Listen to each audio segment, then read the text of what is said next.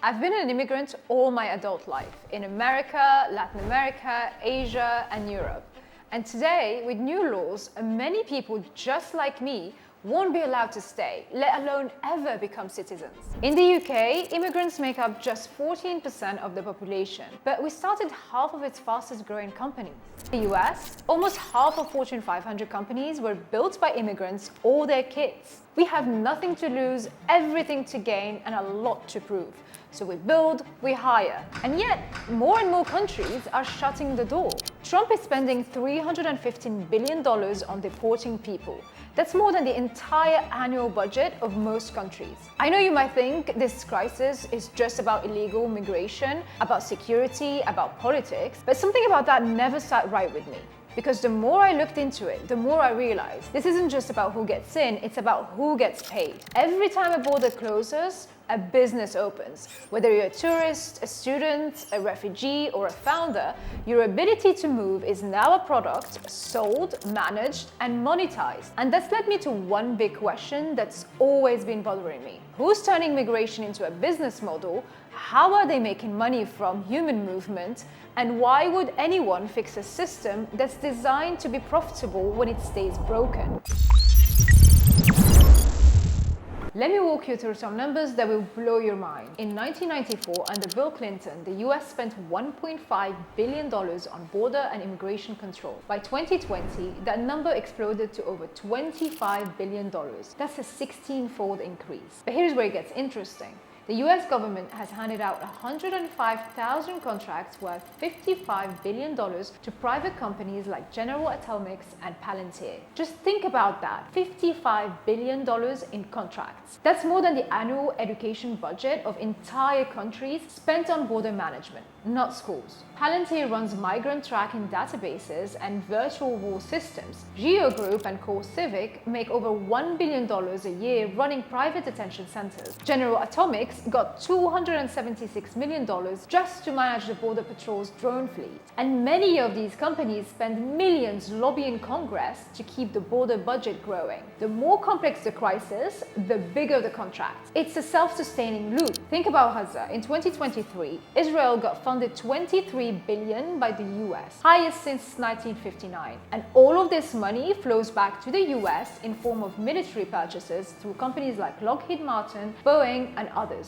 And this isn't just an American story. The European Union gave Tunisia 164 million euros to tighten its borders. In practice, that means migrants are caught in North Africa and left in the desert with no help, no protection, and no resources, leading to debts will never fully count. In Australia, a company called Construct International made over $500,000 per refugee per year running detention centers on Nauru Island. Let that sink in. $500,000 profit per person per year. So no, this isn't just about solving migration, it's about managing it and monetizing it. Because in this system, a bigger crisis means a bigger payout. Now that's the story of people fleeing a crisis, but what about legal migration? The software engineer applying for a visa, the student pursuing their dream degree, or the African wanting to see the Eiffel Tower? Well, that's become a business too. There are an estimated 281 million people living outside their birth country today. That's more than triple the number from 1970. The majority moved for work, family, or education. Very little for asylum. And every single one of these movements has been monetized. Government and international organizations provide the legal framework and enforcement. Private companies like Atlas, Fragment, IDP Education, and CoreCivic, and many more handled critical services. In fact, VFS Global, one of the largest visa processing companies, handled over 100 million applications in just the 5 years leading up to 2024. That's 100 million applications processed by a single private company. And now, it's not just about forms and fees. These applications generate data, biometric, behavioral, and financial, which then feed into a growing AI-driven migration infrastructure. In the hands of companies like Palantir, that data becomes a future product we may not even fully understand yet. But here's what's really happening. Migration has become a privilege you can buy, not a right you can claim. A person from Singapore can travel visa-free to 190 countries. Someone from Afghanistan, barely 30. Your passport literally determines your freedom of movement. Consider two equally talented students, one from Germany and one from Nigeria. The German can study in dozens of countries almost by birthright. The Nigerian must prove finances, get sponsorship letters, pay visa fees, and jump through endless bureaucratic hoops, all for the same opportunity. And even when they do everything right, the system is designed to exclude. Over 780,000 people applied for an H-1B visa in the US, and just 85,000 slots were given in 2023. That's a 90% rejection rate. Not only that, but the global visa service market is valued at $15 billion.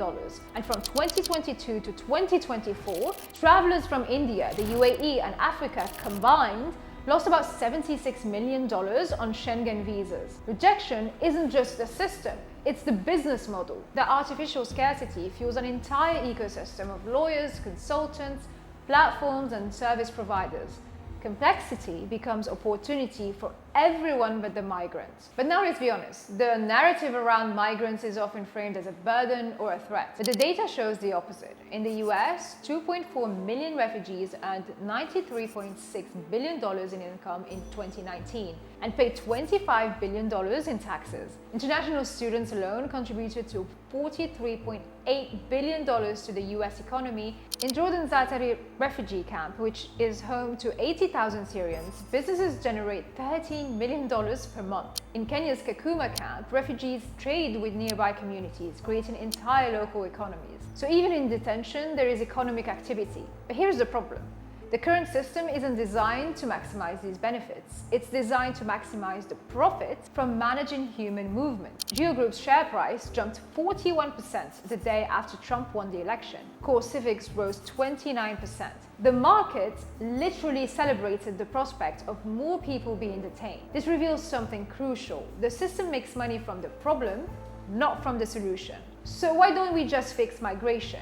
Because fixing it would collapse a multi-billion-dollar industry. And to really understand that, we have to go back. Our modern borders aren't ancient, they're colonial. The 1884 Berlin Conference sliced Africa into artificial nations. The Sykes-Picot Agreement carved up the Middle East with straight lines that ignored languages, tribes, and history. These borders were drawn in European capitals by people who'd never set foot in these regions and are still causing displacement today. And over them, we've built what scholars now call the migration industrial complex, a system where companies profit from perpetual crisis. It works like this. Governments create complex immigration rules. Complexity creates demand for services, and private companies supply those services. More crisis equals more contracts. So there's really no incentive to actually solve the problem. Some former border officials now work for the same companies they used to oversee. Robert Bonner, who used to run US border protection, started his own consulting firm and got a $481,000 contract from the agency he once led.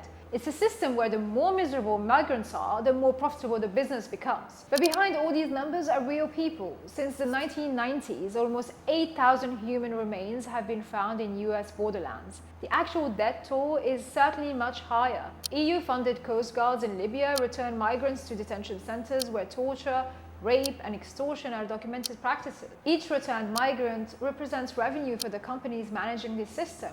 In UK detention centres run by private companies, profit margins of 20 to 40% have been documented. Money made from housing desperate people in often degrading conditions. What we've created is a tiered system of human rights. A Ukrainian refugee in Poland gets residency and work rights. A Sudanese refugee in Tunisia, funded by EU money, gets abandoned in the desert. Your passport determines your rights more than any international law. So where does this leave us? The business of borders isn't a policy error, it's a designed economy, one driven by fear, fueled by contracts, and sustained by crisis. Now look, I'm not saying all immigration controls are bad or that countries shouldn't have borders. National security matters, integration challenges are real, and economic concerns are valid. But what we have now isn't a rational system designed to address these concerns. It's a system that profits from keeping these problems unsolved. The question isn't whether you're pro or anti-immigration. The question is whether you're comfortable with a system that treats human movements as a commodity to be bought, sold, and managed for profit. Because once you see the border business for what it really is, a multi-billion-dollar industry that depends on consistent crisis, you start to understand why our immigration debates never seem to result in actual solutions. They're not supposed to. The other thing is, when we block movement, we don't just restrict people, we restrict progress. Immigrants start companies, create jobs, build culture, and drive innovation. Limiting them isn't protection, it's economic self-harm. I'd love to know your thoughts, and with that, I'll see you in the next video.